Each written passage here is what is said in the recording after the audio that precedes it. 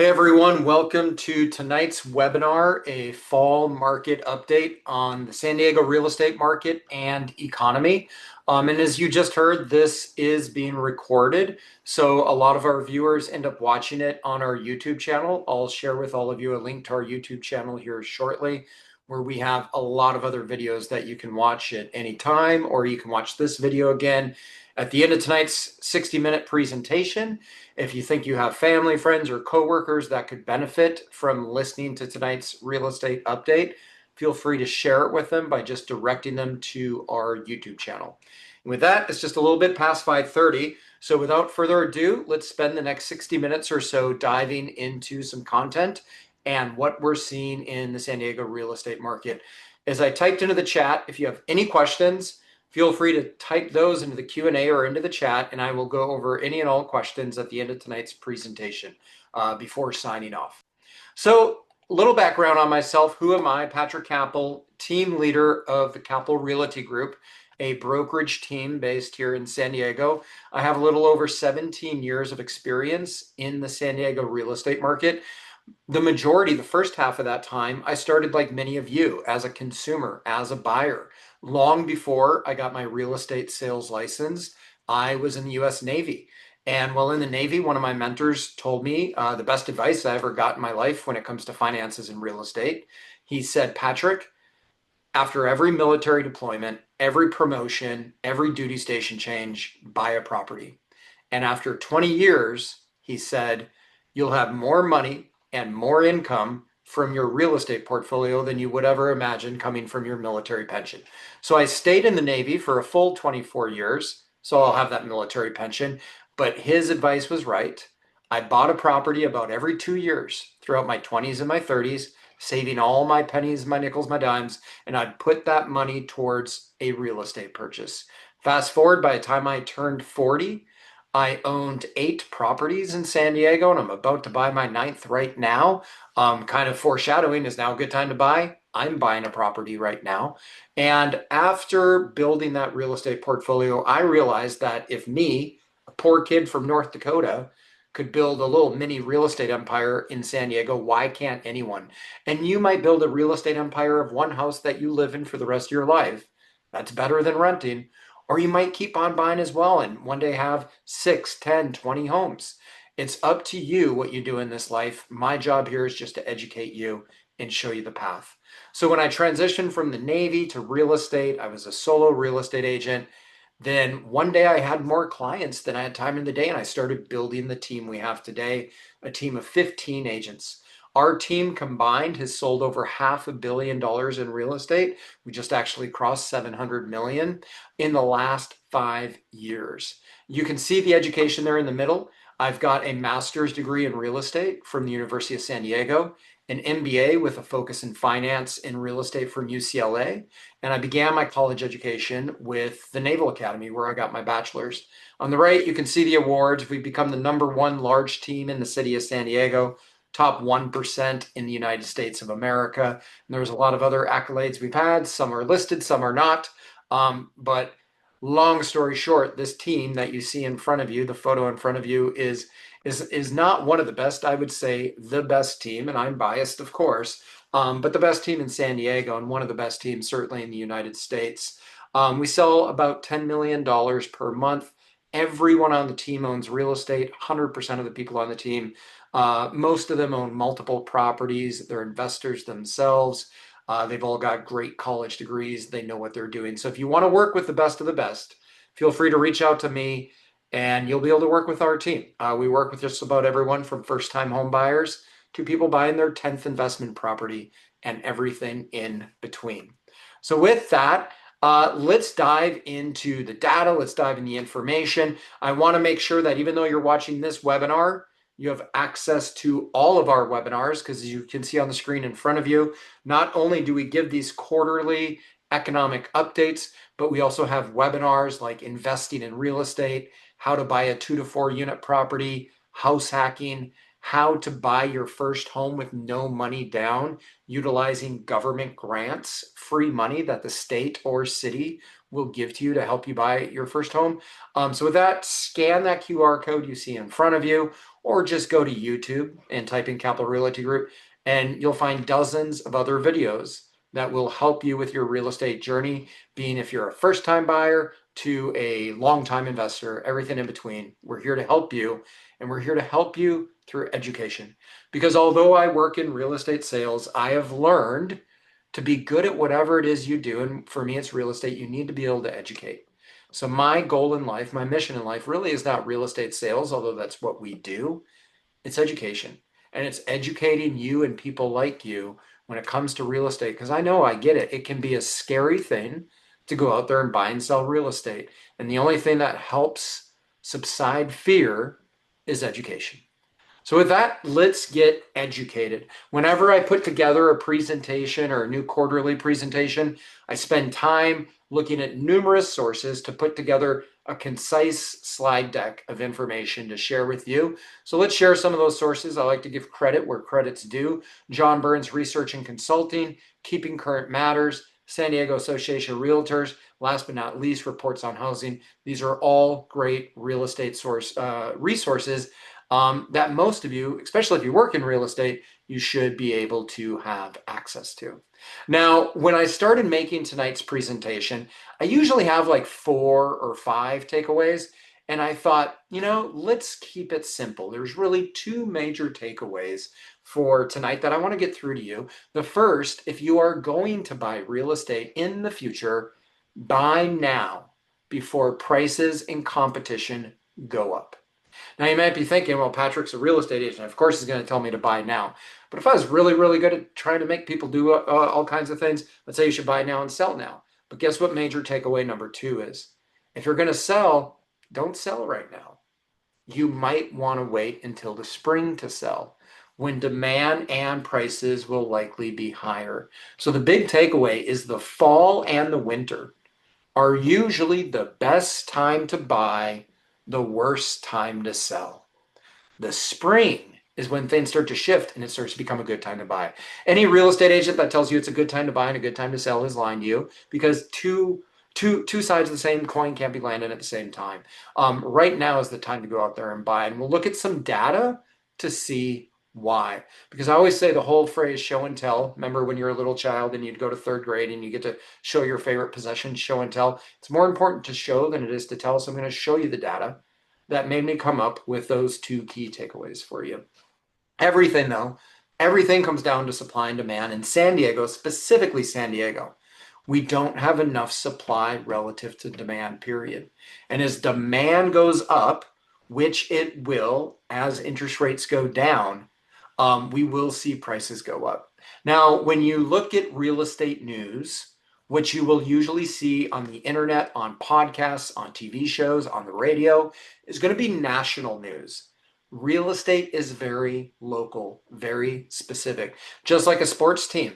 You might have a great sports team on the East Coast, an okay sports team in the Midwest, and a bad sports team in the West Coast. Sports teams are very good or bad based on where they are, and so is real estate. So do not take your real estate information from large national sources. You want to look specific to where you are, where you're buying. That's why tonight we're going to look specifically in San Diego. We're going to start broad and narrow it in. So starting broad, let's take a look at some of the headlines that have come out in the last couple of days. 2 of these headlines just came out this morning. You see the top one talking about Federal Reserve cutting interest rates. So what does that mean for credit cards, auto loans, mortgages? The one in the middle, new home sales surging over 20% to 3-year highs. That article just came out today. Home sales are picking up in the fall, a time when they usually slow down, because interest rates are going down right now. And then you see the bottom one, that mortgage applications are ticking up as rates fall. Now, let me be very clear. When the Federal Reserve lowers their interest rates, as we heard in the news this month, and as is predicted to happen 1 or 2 more times this year, what the Federal Reserve is lowering is not mortgage rates. They're lowering the short-term interest rates that the Federal Reserve and banks use to lend money to each other overnight. Does this directly affect mortgage rates? No, not at all. So if the Federal Reserve lowers rates by a quarter point, you cannot expect mortgages to go down by a quarter point.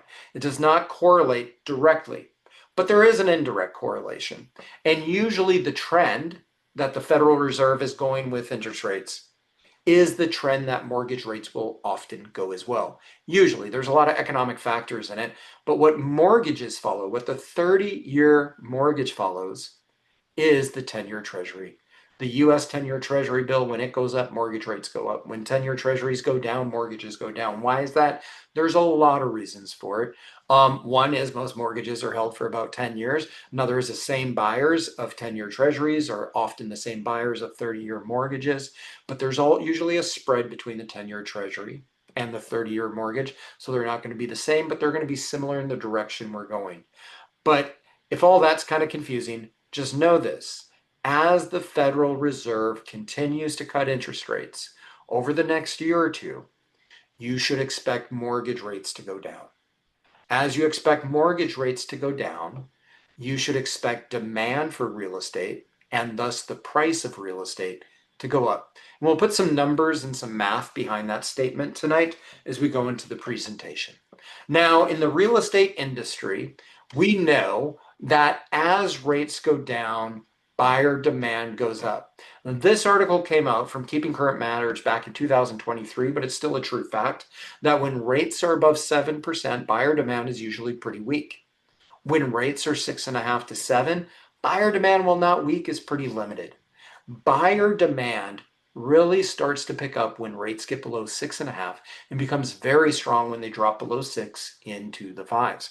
Now, right now in today's market, we're sitting in the 6s, kind of the mid 6s, low 6s, depending on where you're at, depending what your credit score is, depending what type of loan you're utilizing. But as a blanket statement, as rates go down, buyer demand goes up. And I don't make too many blanket statements, but that is certainly one of them.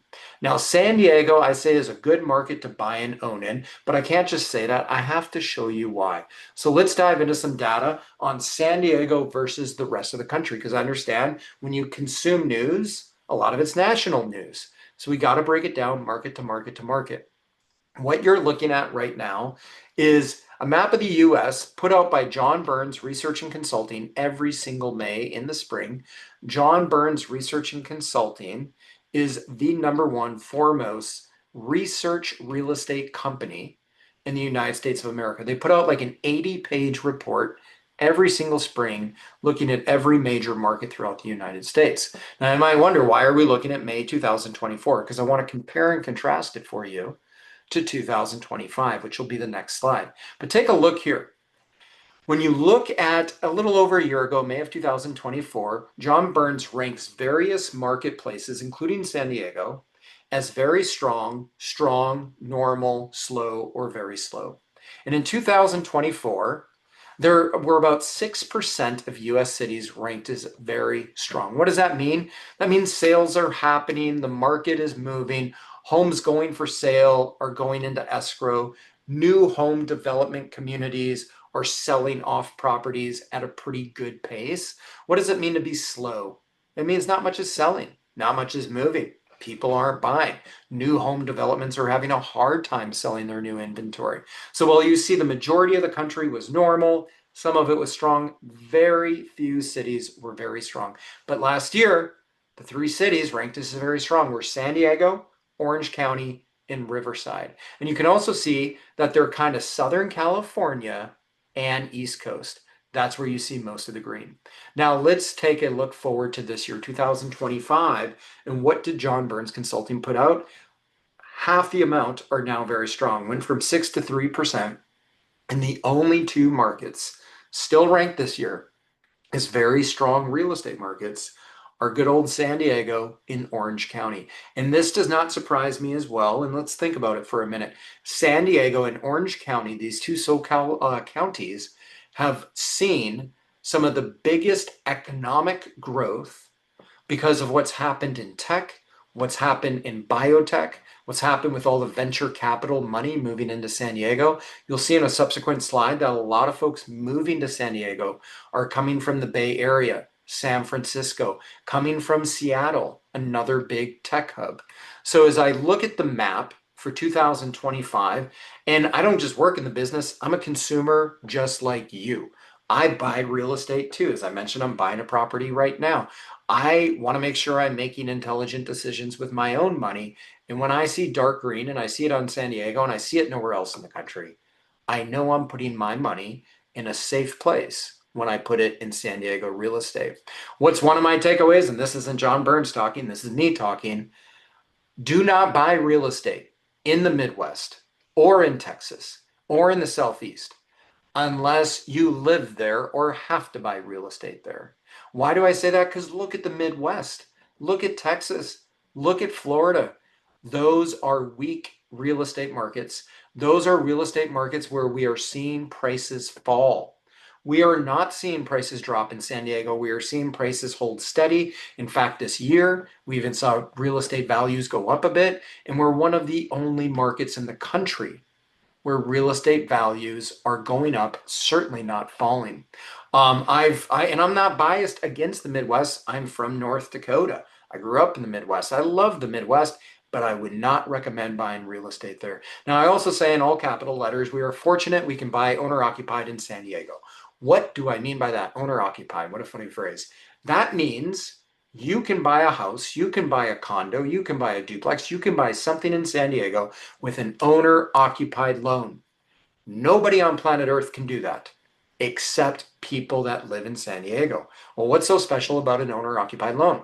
An owner occupied loan means you intend to live in that property for at least 12 months. Now, if you're going to live in it for 12 months, you don't have to live in it any longer than that. You get a special loan with a lower interest rate and a lower down payment because you're going to live in that property. Now, you can go buy a property with the long-term intention of it being an investment. Maybe you buy a duplex and you live in one unit for 12 months and then you move out. Nobody else in the world can do that. Everyone else in the world who would love to buy in one of the strong markets, San Diego, Orange County, they have to buy investment loans, which means they have a higher interest rate. They have to put down 25%. You don't. You can put down as little as 0% and still get a slice of paradise in one of the strongest markets in America, San Diego County. Now, is it cheap? Well, everything's relative in life. Maybe it's cheaper than real estate in Manhattan, but it's not as cheap as real estate in my home state, North Dakota. But you know what else isn't cheap? Diamonds. But diamonds go up in value. You know what is cheap? Dirt. And dirt doesn't go up that much in value. There's a reason San Diego is an expensive market. If you go to Texas, if you go to the Midwest, and you need to add more housing inventory, you just go to the edge of town, the developer does, goes to the edge of town, finds the farmer that owns a field at the edge of town and says, hey, here's $1 million. I'm going to buy your field and do a housing development. And that's how that happens. And I know it because I grew up in the Midwest. Now, in San Diego, we're not so fortunate. We're not just surrounded by flat land and fields that we can go build more inventory. If you think about San Diego, we're kind of landlocked in a way on what we can build. To the west, we have a Pacific Ocean. To the north, you have Camp Pendleton. To the east, we have a Cleveland National Forest. Can't build on that. And to the south, we have another country, Mexico. We can't build on that. So we have nowhere else to build out to. And with that lack of available land, we have a pressure cooker of pricing, a pressure cooker of real estate. That's bad and good. It's bad because, yes, I know it's expensive to get into real estate in San Diego. I'm buying a single family home right now as an investment in Hillcrest, and I'm paying over $1.2 million. I could buy a mansion for that in the Midwest. However, a mansion that I buy in the Midwest for 1.2 million in 15 years is going to be worth maybe 1.4. In San Diego, it's going to be worth twice that amount, 2.4 million. How do I know that? Because the long term rate of appreciation for San Diego County is about 6%. And with San Diego County, over the last 50 years, half a century, has averaged 6% a year appreciation. That means our real estate values double about every year. So is it expensive when you buy it? Yes. Is it going to get more expensive as you own it, the longer you own it? Absolutely. And that means you will become much wealthier simply through home ownership. And if you're lucky, you'll not just buy a home, but a few years later, buy another property, then another. It's the one surest way to build wealth in America is to own assets, especially assets like real estate in cities like San Diego. Now, in San Diego, a large chunk of our income goes towards our mortgage payment. Heck, even myself, about half of my income goes to my mortgage payment. That's normal in San Diego. There's like this national rule of thumb that you should only spend 25% of your income on your mortgage payment. Well, that's true if you live in the Midwest, but it's not true in places like San Diego where you will almost certainly spend a little bit more. But let's take a look at who's moving in, who's moving out. Because I always say it's not important so much how many people move in and out, but who is moving in and out. And I want you to really see what I circled in red kind of in the center of your screen. We're getting a majority of our net migration in from Los Angeles, San Francisco, the East Bay area, also the San Francisco area, Orange County, Boston. What do these areas have in common? Their homes are more expensive than our homes for the most part, especially San Francisco, especially Orange County. So when these folks move into San Diego from these metropolitan areas, San Diego is a bargain to them. San Diego's cheap to them. And this migration pattern is going to continue and increase. So if you want to buy before the next LA or San Francisco person starts keep pricing us up, you need to buy sooner than later. Where are people moving to? Well, you can see that down here in the bottom and also the bottom right, Riverside. We also have a lot going to LA and Orange County as well, but the net migration, in other words, the people moving here from LA versus the people moving here to LA, there's more people moving here. The other one that we got folks moving here from, of course, is Seattle. You can see that up here in the top right. And with these migration trends, San Diego's population is truly still growing. And I share this with you. It's important because you and I have both heard that everyone's leaving California. That is not true. If everyone was leaving California, I wouldn't be sitting in San Diego right now. I'll tell you who is leaving California. The people leaving California are the people that cannot afford housing in California. The people that are moving to California are the people that can afford it. So again, it's not how many people come and go, it's who comes and goes. And the people that can't afford housing here don't affect our home prices as it is anyway. And the people move because they're not buying. And the people that are moving here from Seattle, from LA, from the Bay Area, they certainly can afford our home prices because they're coming from more expensive markets and they're going to continue driving our home prices up. Also, that whole phrase, no, everyone's leaving California, not true. Northern California, maybe yes. We are losing our population a bit up in Northern California, but Southern California populations are holding strong, if not growing a bit. You can see the chart in front of you now through 2026 and all the way to 2034. We're expecting annual changes in our population to consistently and constantly be positive, with San Diego continuing to grow. Now, with that said, good news and bad news again. Home prices aren't really going to get cheaper. They're not. They're absolutely not going to get cheaper. Why is that good news and bad news? Well, maybe it's bad news because it's not cheap to buy a house, let's be honest, but it's also good news because you don't want to go out there and buy a house and then have it go down in value over the next year or two. And trust me, that's happening to people in Texas. That's happening to people in Florida. That's happening to people in the Midwest, but it is not happening to people in San Diego. You want to be able to go out there, buy a house, and know 5, 10 years from now it's going to be worth more.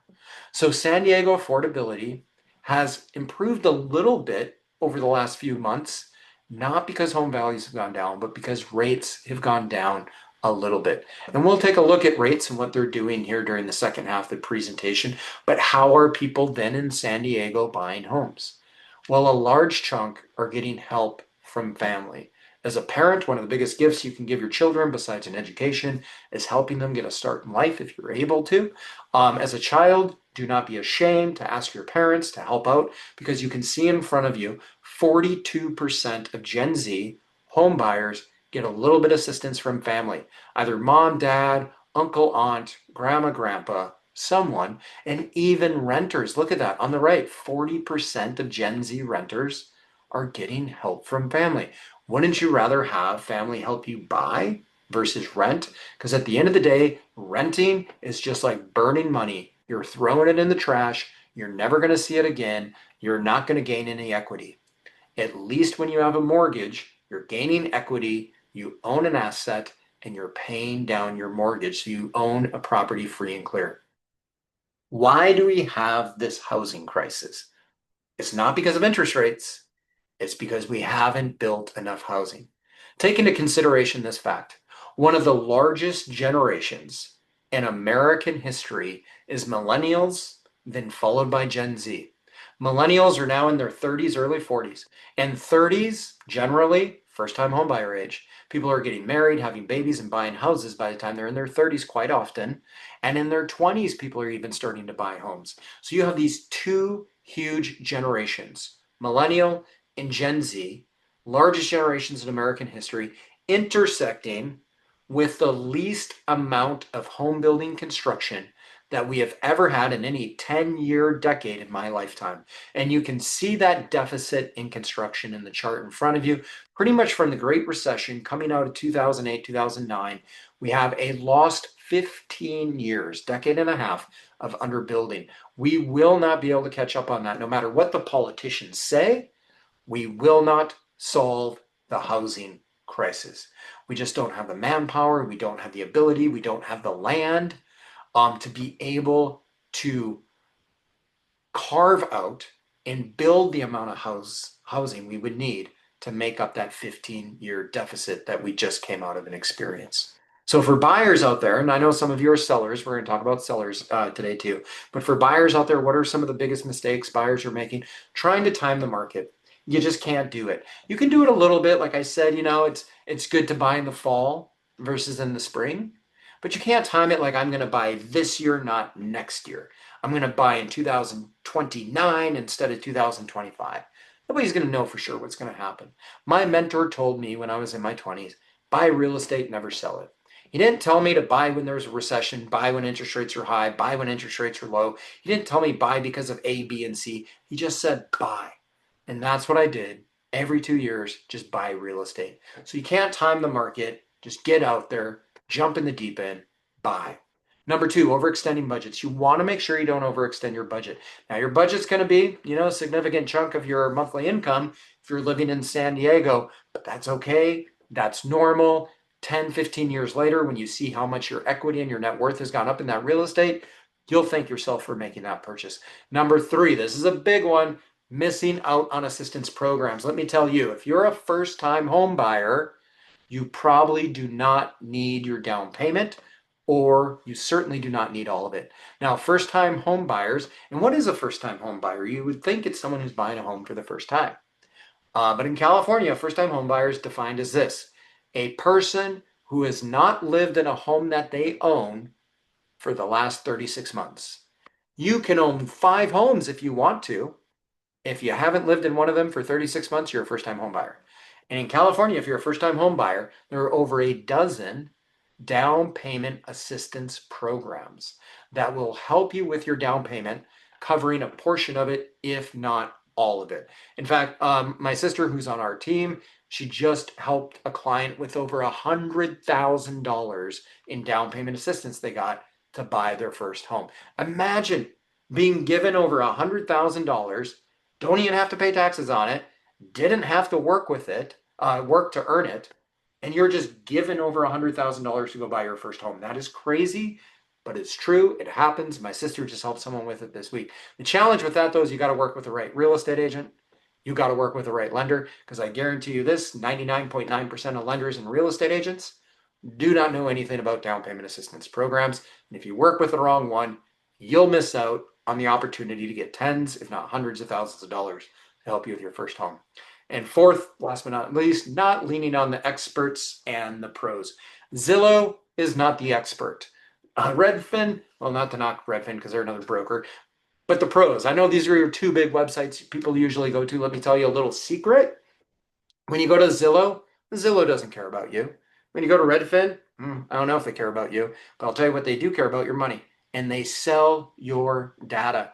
The moment you click on Zillow, the moment you click on Redfin, something like that, your name, your IP address, Your email and phone number, if you entered it, is being sold to an agent who might not be an expert, who might not be a pro, who might not know about down payment assistance. So you got to make sure you don't fall into those four tripwires.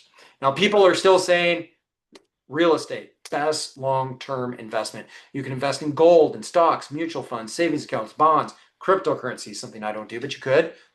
The majority of Americans, though, even this year, still vote real estate is by far the number one, the best long-term investment you can ever wrap your arms around. And I'll tell you what, I started investing in the stock market when I was in fifth grade. I had a paper route. My dad taught economics. He said, Patrick, you're going to use half your paper route money and invest in the stock market. So I started in that in fifth grade.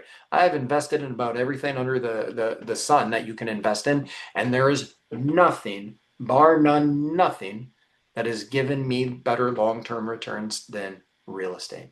So knowing these kind of macroeconomic things, let's dive in to San Diego and San Diego's current real estate market. What's going on today in our backyard, San Diego? Now, the typical autumn market, we're in the fall, it's September, almost October.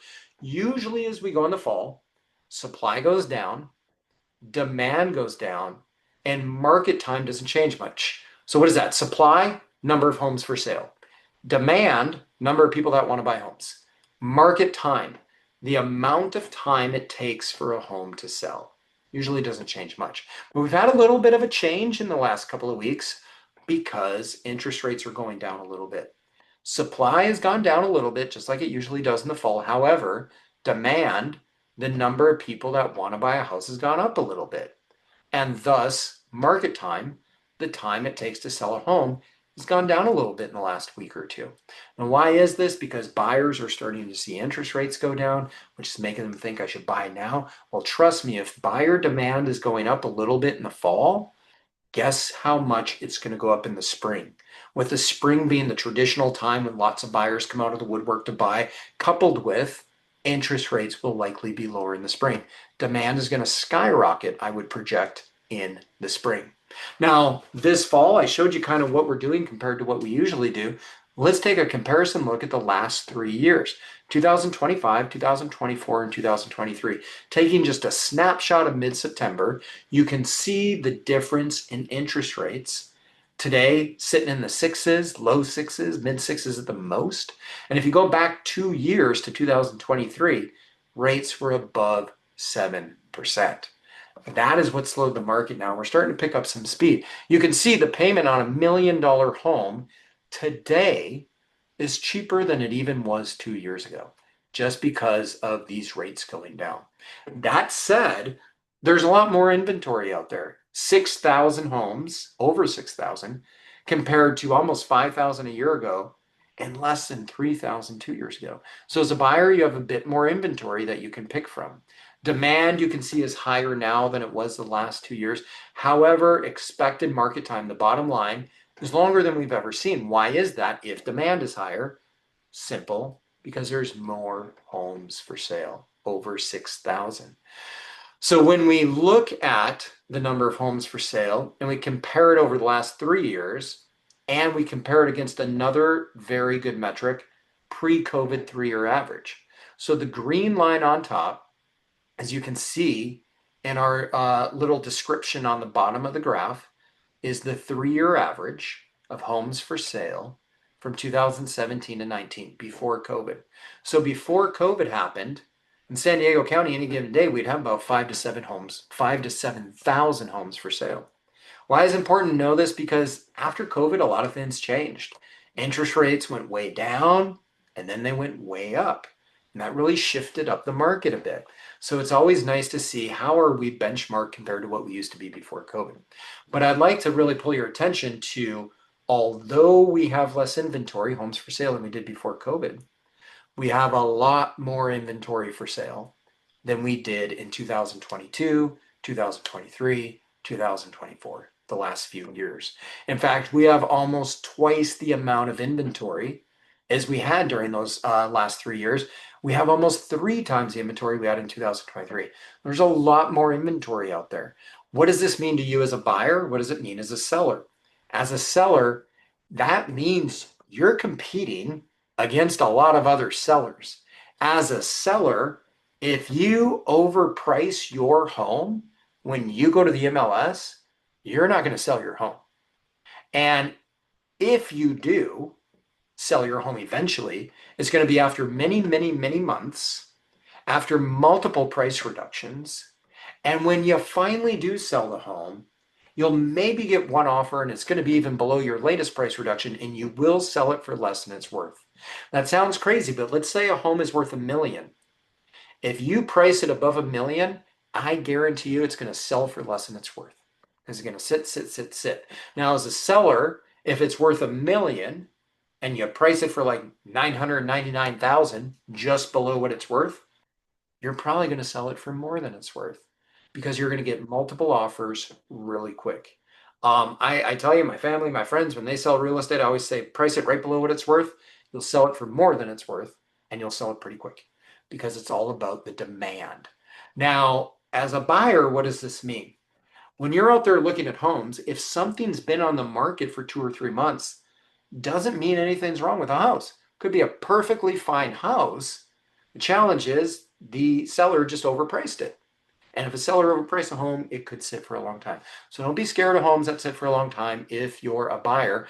As a buyer, though, you also have to be aware that if someone intelligently priced their home right below what it's worth, you need to act quick, come in quick within the first week or two of it being on the market.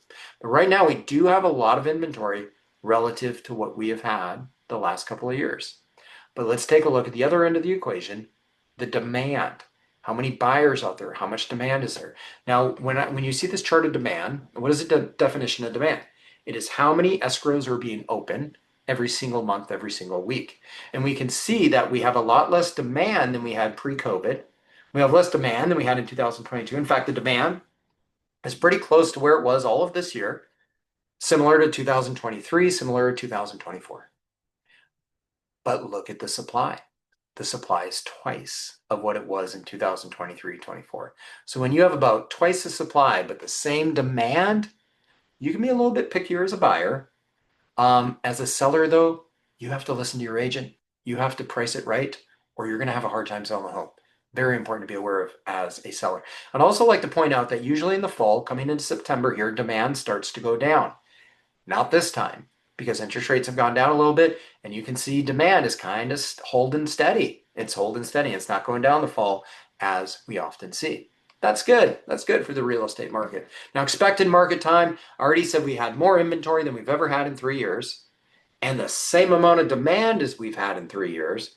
So do you think it's going to take longer to sell a home? Absolutely. That's why expected market time, the time it takes to sell a home, is at all-time record highs. As a seller, just be aware of this as a seller. Now, it depends on your price point. Let's break it down by price point. When you look at various price points, which you see the ranges in the left column, you can see how many average days it takes for that home to sell. So let's take an example, 750,000 to a million. If you're selling a home and it's worth between 750 and a million, average days on market is 73 days. We can also see that's 22% of the inventory in San Diego, but 29% of the demand. That's why these homes are selling a little bit faster than some of the others. Now, if you have an ultra luxury home worth like around 5 million, you can see those are taking about 212 days to sell because that's 3% of the market inventory and only 1% of the demand. So it really depends on what price range you're in, on how long you can expect to take your home to sell. And it also comes down to you as a seller. Are you going to price your home intelligently, a little bit below what it's worth to sell it for more than it's worth? Or are you going to overprice your home and let it sit and sit, sit and never sell and eventually sell for less it's worth? Because you can quote me when I say this. List price, the price you list your home for, has very little to do with sales price.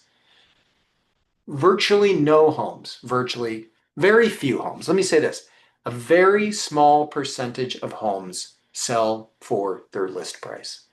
Most homes sell for more than the list price or less than the list price because list price has nothing to do with sales price, everything to do with marketing. And if you hire us to sell your home, I'll explain that further.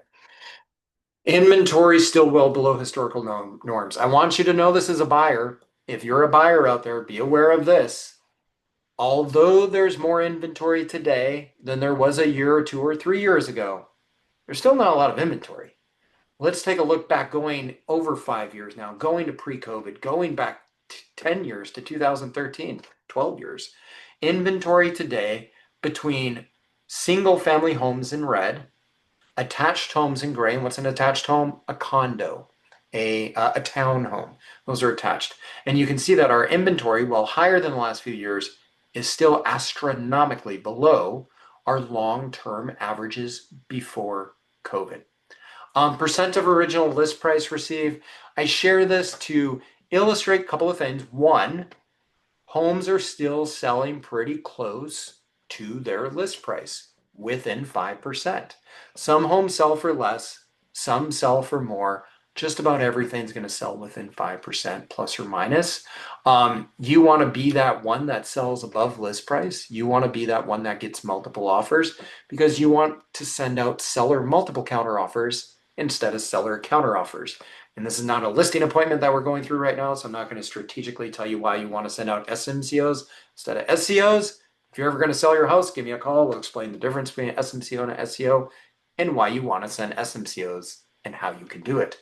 I also share this slide with you to illustrate for both buyers and sellers listening that markets usually peak in the spring and early summer. And you can see between February to June, homes are selling at 98% plus of list price.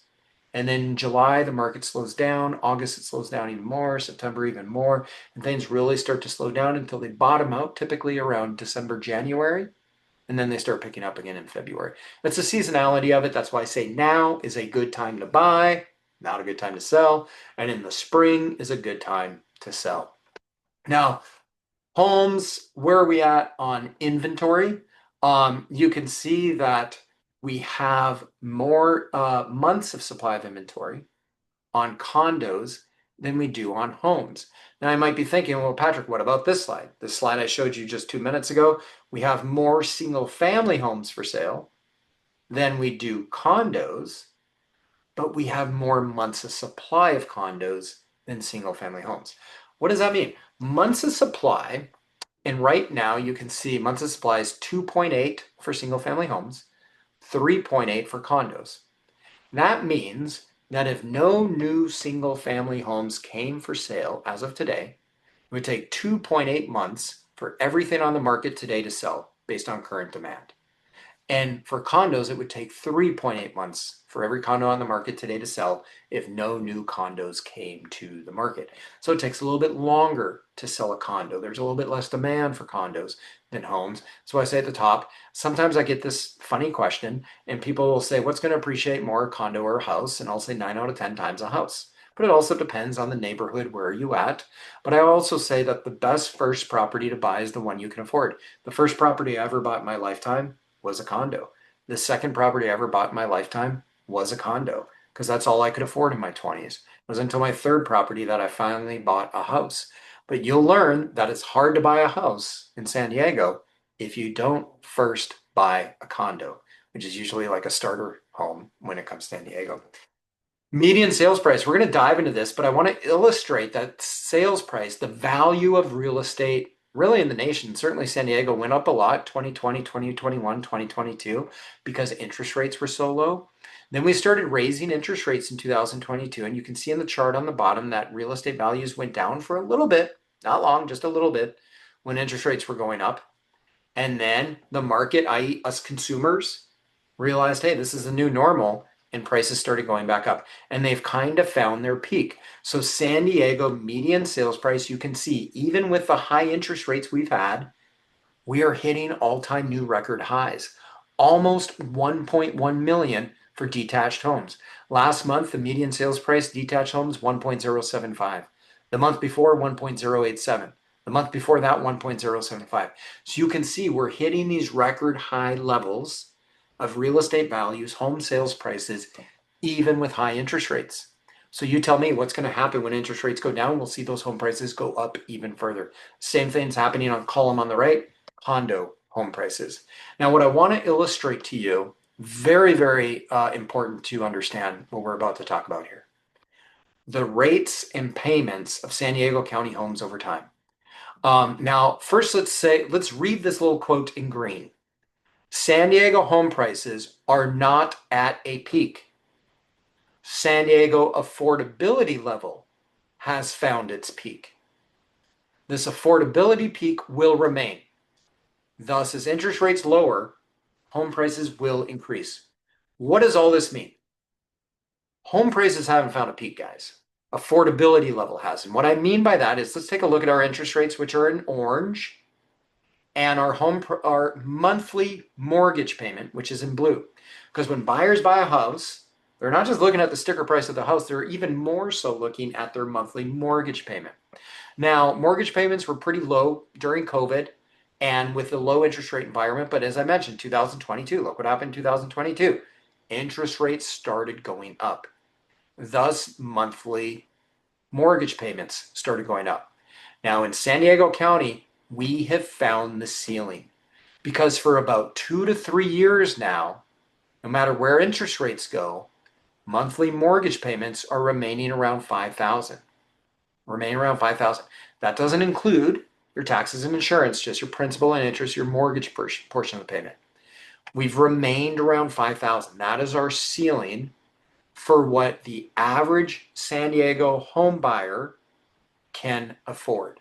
The average. Some can afford more, some can afford less, but that's the average. So as interest rates go down over the next year or two, what's going to happen? All of a sudden, are we going to see monthly mortgage payments go down? Or are they going to stay up here between $4,500 and $5,000? I'll tell you exactly what's going to happen. As interest rates go down, home sellers are not all of a sudden going to become generous and say, you know what, since interest rates have gone down and things are more affordable, I'm going to lower the price of my house, or I'll just keep it the same. No, no, no, no. Home sellers are going to say, wow, interest rates are going down. We know that the average San Diego home buyer can buy between a $4,500 and a $5,000 a month mortgage payment. So now our home prices can go up. And you can see down here on the bottom how much those mortgage payments can change with changing interest rates. So what you see in green here is probably the most important statement of tonight's presentation. San Diego home prices are not at a peak. San Diego affordability has found its peak. And the affordability peak will remain $4,500 to $5,000. That's going to stay even as rates go down. So as rates go down, home prices will increase. And just by how much? Let's do a little bit of math. Right now, the average mortgage payment based on today's rates and home prices is $4,692. Now, if rates go down 1% from 6.5 to 5.5, what's the difference in a mortgage payment? $477. But we already know that the average San Diegan buying right now can afford $4,692. So what happens? Well, that $477 drop in mortgage payment, when divided by the original payment of $406.92, represents a 10.1% drop in your mortgage payment. But remember, San Diego sellers know that San Diego home buyers can already afford $4,692. So they're not going to be generous and sell their home for less. Here's what's going to happen. That 10% drop in mortgage payment, you're not going to get that drop in mortgage payment. It's going to stay the same. It's still going to be $4,692. Just the home price is going to go up. So 10.1% times today's average home price, which I showed you is 1.075. Let's round up to 1.1. Home prices will go up over $100,000 if interest rates, not if, but when interest rates drop 1%. And that is likely to happen over the next year or so. Mark my word, we'll upload this video to YouTube and we'll check myself when interest rates are at 5.5. You don't want to pay 10% more for the same house. That's why I'm saying now's the time to buy. That's why me personally, I'm going out to buy. I would not recommend waiting to buy. In fact, so strongly, here's the house I'm buying. I told you I'm buying a single family home as an investment property in Hillcrest, and I'm buying it now. I'm in escrow. I'm going to close before the end of this year because now is the time to buy. And again, as a guy with a master's degree in real estate, I wouldn't be doing this if I didn't think it was wise. I also believe this statement: if you do not own real estate, you will be left behind economically and financially because prices will continue to go up on real estate values. Prices will continue to go up on rents. Now, last 10 minutes here, I want to do one last thing, the magic of math. So you saw I did a bunch of degrees, bachelor of science, MBA, focus in finance, real estate. So I love math. Interestingly, math is universal language. So many countries, so many continents, so many people speak different languages, but we all speak the same language of math no matter where you live. So let's take a look at the magic of math. I'm going to ask you this question, just answer it in your own head. If you could rent a place for $3,000 a month, or you could buy and own the same place for $3,990 a month, which would you do? Now, a lot of people would look at this, and a lot of the podcasters and the media and people say, oh, it's cheaper to rent. They're wrong. They're wrong because too many human beings, almost everyone, looks at a slice of time, but they don't look at a timeline. If you want to win in the game of life, you need to look at timelines, not slices. You need to be able to see in the future. Now, you can't see in the future with your eyes, but you can see in the future with math. Let me show you how math can become a time machine. And let me show you how $3,990 is way cheaper than 3,000.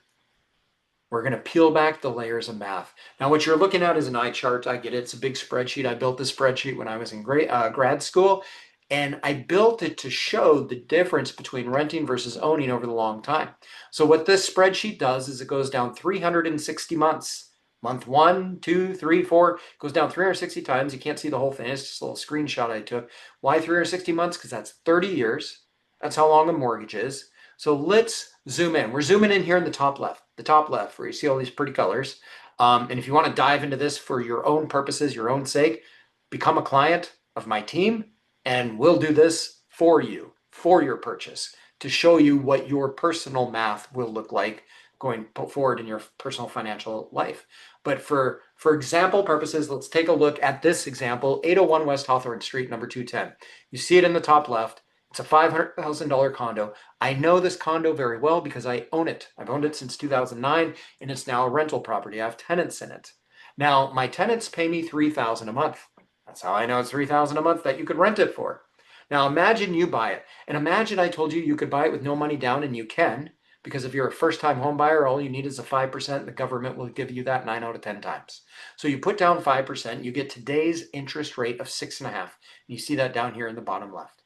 And now we have to assume reality because you live in reality. You have to pay real estate taxes. You have to pay insurance. You have to pay an HOA fee along with your mortgage. And when you add all those things up, you're going to get 3,990. I've got it on the right. It's circled in red. So if you want to buy this place today, you can. Actually, you can't because I'm not selling it. But if I was, you could pay 3,990 or you could rent it today for 3,000. Now, most people that are short-sighted, they say, well, let's go rent it for 3,000 because that's cheaper, but you would be wrong. It is not cheaper because the reality is you're probably not going to die tomorrow. I hope you do live for many more decades. So let's assume you live many more decades. Let's say you got 30 years ahead of you before you pass away. What's going to happen in the next 30 years? And I hope you got much more time than that. But over the next 30 years, here circled in red, if you own this property, you'll pay 1.597 million. If you rent it, you'll pay 2.391. You will pay almost $800,000 more over the next 3 decades to rent the property versus own. And you might be confused because you might be wondering, why am I paying more to rent it if I'm only paying 3,000 instead of 3,990? Because as I mentioned before, you live in reality. And in reality, rents go up. Mortgage stays the same, rents go up. And in California, your rent can go up anywhere between 5 to 10% a year. We have rent control in California, but it can still go up to 10% a year. And even on slow years, it can always go up at least 5%. So let's say you have a super nice landlord and they never raise your rent 10%. They never raise it 7, they never raise it 6. All they do is the minimum in California. And they only raise your rent 5% a year, year over year. Well, if your $3,000 a month of rent today is going up 5% every year, year over year, over 30 years, you were paying a lot more money than that person who owns it. As I showed here, almost 800,000 more. In fact, By the time we hit year 31, here circled in red now, if you are renting, you're paying over $12,000 a month, 12,348. How can that happen? That sounds crazy. It sounds insane, and it does sound insane, but that's why I call it magic. It's the magic of math. It's compound interest. $3,000 a month. If it goes up just 5% a year, no more, 30 years from now, you're paying over $12,000 a month. If you want to rent for the rest of your life, trust me when I say this, you will never retire. You will never retire because your income will never keep up with your rent. And even if it did, your rent will never go away, so you will always need the income. Now, if you own, yes, you make a little sacrifice now, but anyone in here who played high school sports, you know that you sacrifice today so you can win tomorrow. And look at the winning you can do if you buy this property. Yes, you pay $3,990 today, but by year 31, you're paying only $2,000 a month because you have no more mortgage. All you're paying is your taxes, insurance, and your HOA fee. But the big thing is the one that I still have covered up in black. So let's take a look at that, because I know you might be wondering, well, Patrick, why would I buy a $500,000 condo if it's going to cost me 1.597 over 30 years? It's going to cost me 3 times as much as what I'm buying it for. Because, again, you live in reality. And in the real world, property values go up. Now, I mentioned earlier that over the last half a decade, and certainly over the last 35 years, the average rate of appreciation of San Diego real estate is 6%. So if you buy a $500,000 property today, and it goes up 6% per year, year over year, what does it look like in 30 years? This is what it looks like, folks. It looks like $3 million. This is how you become financially secure, and not only financially secure, but wealthy. If you want to become a millionaire, you're aiming your bar way too low. You should become a multimillionaire because it's super easy. And everyone tells you that it's hard to become wealthy, it's hard to become a millionaire, it's hard to become a multimillionaire. I will tell you it's super easy. And I grew up as a very poor kid, poor, I guess, by many standards. My mom and dad were high school teachers in the 47th lowest paid state for high school teachers. So we didn't have much. But I'll tell you what, we had a good education. And I learned math. And I learned compound interest. And I learned that $500,000 property appreciating at 6% a year becomes worth over $3 million in 30 years. If you want to become a millionaire, you don't have to work hard. You don't have to play the lottery. You don't have to inherit it. All you have to do is buy a $500,000 condo in San Diego today and then do nothing for 30 years, but pay your mortgage, and you'll be a multimillionaire. Guaranteed. I've seen it happen with many clients. Many clients. Happens all the time. Falling impacts on affordability. I'm not going to beat this dead horse anymore, but I've already told you rates go down, home prices go up. Let's get drastic here. A 2.5% drop in mortgage rates. You can see that if someone wants a $4,000 a month mortgage payment, they can buy a $750,000 home when rates are 7%. They can buy $1 million home when rates are 4.5%. And sellers are not generous enough to say, also, I'm going to sell you my $1 million home for $750,000. No. They're going to say my $750,000 home that you could have bought back in 2025. Fast forward 2 years and rates have gone 2.5%. You're now going to pay $1 million for it. Prices will go up as rates go down. So the last few things as we close out. Home ownership, no surprise, remains the number one feature of the American dream amongst all surveys. And when surveys are done, you look at those in their 20s, you look at those in their 30s, and the number one thing they want to do is buy a house. 95.5%. It's still the American dream. Go out there and buy the house. But they have apprehensions. What is Gen Z? And Gen Z is probably the same with millennials when it comes to apprehension about buying a house. Most are concerned about not having enough savings for a down payment. And I already told you, you do not need all that savings. We can help get you the down payment money for free for you. Number 2 is not knowing where to begin. I'll tell you where to begin. Send me an email and you'll connect with my team and I. We'll do a 60-minute to 2-hour one-on-one meeting with you. Of course, it costs nothing. And we'll learn more about you, your particular situation, what your goals are, and then it's our job to help you reach your goals. Number 3, finding a home in their price range. Guys, there's homes in the last month. My team helped someone buy a $250,000 condo and a $2.5 million home. And there's homes in every price point. There is a home in a price point somewhere for you.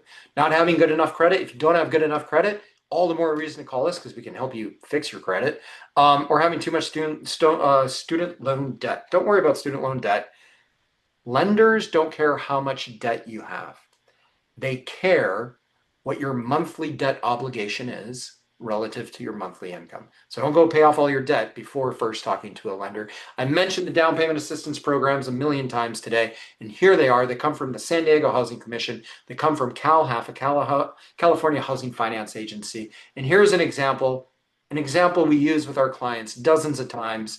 You buy a $600,000 first home, maybe it's a nice condo, 3.5% down payment assistance comes to you from CalHFA. We get you connected to get that money, and you get $21,000 free money all of a sudden. As I mentioned, my sister who's on my team, she helped someone get over $100,000. I think it was about $150,000 to buy a house just this week. So you can get tens, if not hundreds of thousands of dollars. Just reach out to our team and we'll help get you connected to get that free money.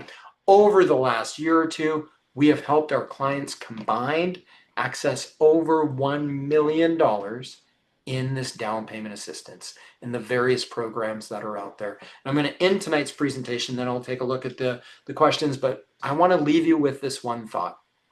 In order to cross the finish line, whatever that finish line might be for you in your life, and that finish line, that goal of yours might be buying your first house, buying your first investment, buying your first vacation home. But in order to cross the finish line, you must first cross the starting line. The finish line is exciting. The starting line is scary, but let's not make it scary. You step up to that white line, and what does the starting line look like? Well, it looks like this. This is our team. This is Kappel Realty. It's a meeting with us. If you're interested in buying your first home, or if you're interested in selling a property that you already own this year, reach out to me, reach out to my team. You've got my email in the chat, and I'll show it to you one last time on the next slide. But reach out to us, and we will help you through any and all of your real estate decisions in San Diego by educating you throughout the process. At the end, who you work with matters. Work with someone you trust. Work with someone who educates you. And I hope that we can fill those roles for you. And I'll leave it on this last slide. You can scan that QR code where it'll take you to our YouTube channel with dozens of other educational videos. You got all of my contact info here on the right. I recommend, even if you're not going to buy or sell a home anytime soon, shoot me an email and tell me you want to get on our newsletter, because we send out a monthly newsletter with very pertinent and educational real estate information for anyone out there who's thinking about doing anything at any time in the future with real estate. That newsletter, I think it's one of the best in the city. The best way to get a hold of me is that email, patrick.kappel@compass.com. You can also follow us on Instagram, Facebook, and on our website to get any of the latest webinars. With that, I'll close it out, but I'm going to take a look at any of the questions that might have popped up. I think we had one or two Q&A that popped in. Here's one, someone anonymous. Someone's asking, I have heard that refinancing a house can sometimes get you a lower rate. Is that true? Short answer is yes. Refinancing a house can sometimes get you a lower rate. If that's something you're interested in, you can reach out to me, shoot me an email. I'm not a lender, but I know good lenders that can help you with that. Second question here is, if I buy a house, then 1 to 2 years later, I refinance it, is it possible to have lower rates than what new buyers get? Possible, yes, because a lot of times a purchase loan is going to be one of the lower rates. But if you're doing a refinance, you might have already built up a lot of equity. And maybe you bought the house with 10% down, and a few years go by and the home value's gone up. And because the home value's gone up, you now have 20% equity in the house. The lender is going to give you a lower interest rate because you have more equity, all things being equal. You know, maybe rates have even gone down a bit, so you get a lower interest rate. Now, maybe rates went up, and maybe it wouldn't be a good idea. Maybe your credit score has improved, your debt to income ratio, all these things. There's over a dozen, if not 20 moving parts to a loan. And when a lender calculates what your interest rate will be, because the interest rate you see advertised on Facebook, on Instagram, on a social media ad, the interest rate you see on the internet, that's 9 out of 10 times not the interest rate you're going to get. Or that a bank is advertising on a billboard, not the interest rate you're going to get. A lot of times they're going to advertise the best interest rate for the most qualified buyer with the highest credit score and the highest income and the least amount of debt and a big down payment. That's good rates there. Your situation, the lenders look at like 20 different things. Credit scores, debt to income ratio, how long have you been at your job? How much income do you make? How much credit do you have already? There's so many things that they will, what house are you buying? Where is it located? There's so many things they're going to look at. But if you have questions about lending, about refinancing, shoot me an email and I'll get back to you and I can connect you with a good lender or two if you like. With that, I'll close out tonight's presentation. Thank you all for joining this evening. I look forward to hopefully having the opportunity to work with some of you in the future. And for anyone who's not buying or selling soon, I still recommend you email me and I'll get you on our monthly newsletter we send out. And with that, thank you all again for sharing. We'll close out tonight's webinar and I hope to see you at the next one. Have a good evening.